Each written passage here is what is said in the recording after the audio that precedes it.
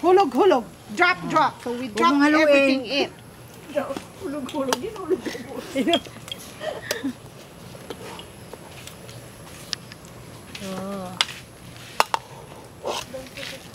Matiputok mo gandi. And as my aunt said, you have to continuously like stir it so that nothing gets burned at the bottom.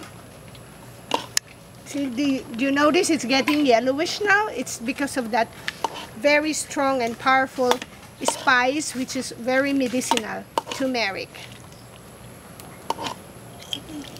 When do we put the sugar? Now?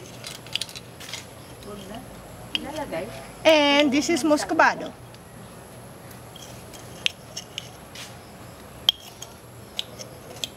It's raw cane sugar.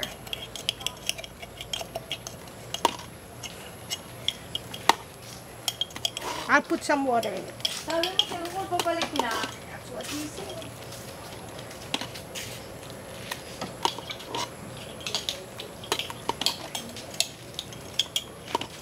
Maybe I should put something hot because it's sticky. Okay.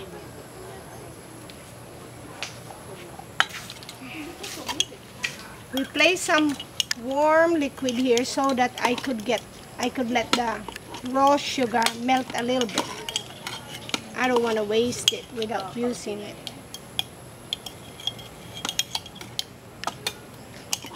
This is all made with family love, so there will be no toxins from the cassava.